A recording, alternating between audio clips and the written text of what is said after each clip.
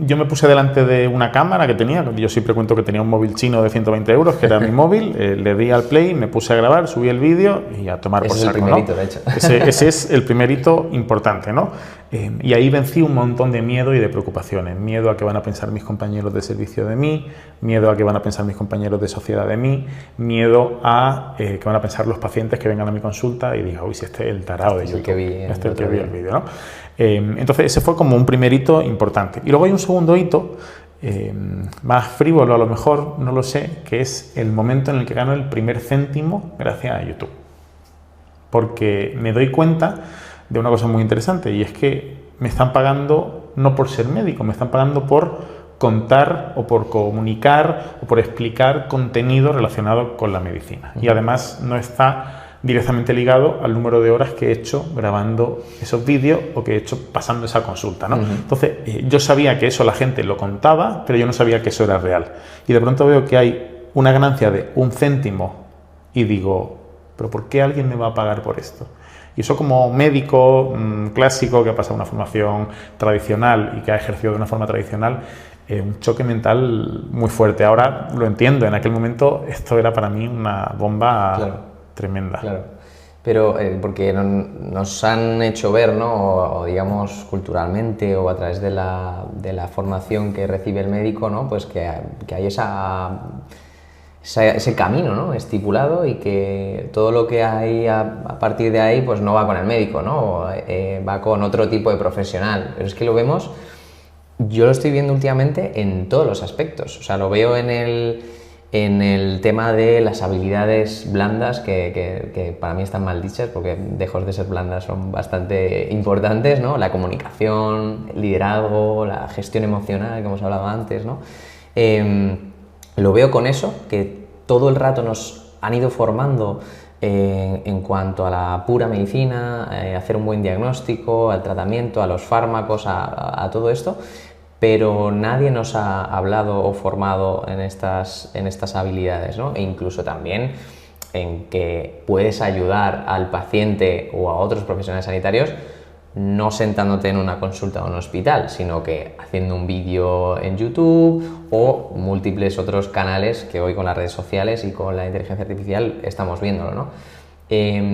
¿Crees que el médico joven ya lo ve más claro? O sea, ¿crees que ya hay médicos que dicen, ostras, pues me está pasando lo mismo que a Ignacio le pasó cuando estudiaba en la carrera, ¿no? Y yo ya estoy haciendo otras cosas?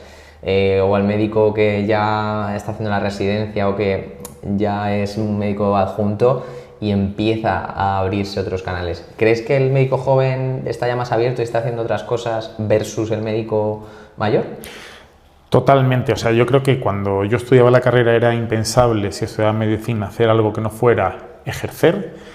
Y de hecho en aquel momento todo lo que no fuera hacer el MIR era como un poco raro. Miren, la gente decía, pero ¿por qué esta persona no hace el MIR? No lo entiendo. Y ahora hay muchos estudiantes que terminan la carrera de medicina y se plantean emprender, se plantean trabajar en una consultora, se plantean hacer divulgación, generar contenido. Eso es súper interesante. Y has dicho una cosa que es el concepto de escalar la consulta, ¿no? Que efectivamente tú estás en una consulta y tú ves a un paciente cada 15 minutos, ¿no? Y lo ves con la estructura clásica de ¿qué te pasa? Te diagnostico, te medico, tal, ¿no? Y nosotros nos autodenominamos profesionales de la salud, pero somos casi más profesionales de la enfermedad, ¿no? No podemos hacer en nuestras consultas, la mayoría nos cuesta hacer salud, hacemos enfermedad, y de hecho, esto es un pensamiento, medicalizamos cosas que incluso podrían no estar medicalizadas, ¿no? ¿Cuántos pacientes puedes ver al día de esta forma? ¿Puedes ver 40, 60, 80? Yo todos los días, es posible que nos ayude a todos, ¿no? Pero yo todos los días tengo 50.000 visualizaciones en el canal de YouTube. Es decir, que seguro que con que ayuda a un porcentaje pequeño de esas 50.000 visualizaciones a entender mejor sus síntomas, a entender, por supuesto, que si tienen un problema les tiene que ver el otorrino, a tranquilizarles sobre algún tema o a saltar una alarma sobre otro, y estoy teniendo un impacto muchísimo mayor que el que puedo tener en una consulta. Y eso cuesta mucho entenderlo porque tenemos un montón de barreras mentales y de bloqueos que nos hacen pensar que si no estás en una consulta mandando una pastilla y pidiendo una prueba no estás haciendo medicina, ¿no? O no estás ejerciendo como médico. Yo creo que eso hay que hacer un poco de clic Y está pasando, eso está pasando. El médico del futuro o incluso del presente, ¿dirías que es un médico con más esferas, ¿no? Como las que hablábamos antes, un médico más completo en otras, ¿cómo decirlo? Pues en otras esferas, ¿no? Como has dicho, un médico que esté haciendo consulta, un médico que esté digitalizado, que haga telemedicina o que tenga redes sociales, un médico que sea un buen comunicador, un buen líder, bueno, pues un buen conversador con sus compañeros y con el paciente, ¿no? ¿Crees que el médico del presente, diría, ¿no? Antes que el futuro, es el que tiene más esferas más completadas, ¿no? Como las esferas del iPhone, ¿no? Cuando se van completando. Sí, total, o sea, acabas de abrir un melón que me encanta, ¿no? Y es que al final el médico clásicamente, en muchas cosas, ¿no? Pero clásicamente ha sido un gestor de información y un gestor de conocimiento, es decir, se aprendía de memoria grandes manuales o grandes trozos de información para luego pensar sobre ello y tomar una decisión, ¿no? ¿Qué es lo que pasa hoy en día con la tecnología y fundamentalmente con la inteligencia artificial? A día de hoy, todo lo que es información está muy al alcance de nuestra mano, es decir, podemos acceder antes a la información, hay más información disponible, de calidad, gratuita, que eso antes era extremadamente complicado, pero hoy se puede. Y el médico tiene acceso muy rápido a esa información y el médico tiene mucha tecnología que le puede ayudar en la consulta. Entonces, cuando tenemos tecnología que hacía parte de nuestro trabajo, nosotros tendremos que reinventarnos de alguna forma, porque ya no vamos a tener que hacer todo eso que hacíamos antes.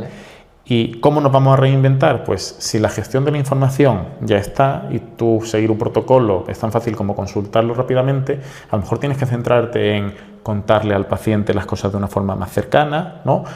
Contarle a la población qué es lo que hace y qué es lo que tiene que hacer para prevenir otra serie de enfermedades, ¿no? Y todo esto son habilidades humanas. Entonces yo creo que la tecnología en general nos va a ayudar a volver a ser un poquito más humanos. Fíjate esa frase, ¿no? De la inteligencia artificial viene a humanizarnos al médico, ¿no? O sea, parece que suena raro, ¿no? O sea, es como a humanizar la tecnología o la inteligencia artificial. Pero es verdad, ¿no? Hablábamos antes detrás de los escribas, ¿no? Médicos, ¿no? De que ahora también pues ciertos grupos hospitalarios ya los están implementando, ¿no? De hecho veíamos el otro día a Juan Mora comentarlo y hacer un ejemplo práctico, ¿no? En el Colegio de Médicos de Sevilla, me parece, ¿no? La Real Academia. La Real Academia. Eso, sí. Y entonces esto es súper importante porque justo nos están quitando el tiempo, ¿no? de escribir, de estar en la parte más técnica, que al final incluso es más aburrida, ¿no? O tecleando que el médico, a mirarle a la cara, mirarle a los ojos y tener que interactuar, comunicar bien o ver cómo, bueno, pues cómo haces tu lenguaje no verbal, si te tienes que acercar, si tienes que tocarlo o no, depende de la circunstancia, la situación, el diagnóstico que tú le vayas a comunicar. ¿Y a ti te han enseñado hasta ahora en tu carrera a esto? ¿A cómo comunicarte, cómo acercarte, cómo mantener el espacio, si tienes que tocar o no? ¿Te han enseñado algo de esto? Pues justo, o sea, te iba a interrumpir para decirte, claro, y eso no te lo enseña nadie en la carrera, ¿no? Y salvo algunos médicos muy clásicos, muy humanistas que te dan alguna pildorita en alguna práctica o en alguna cosa, la realidad es que es un tema que no se toca, o si se toca, se hace de refilón.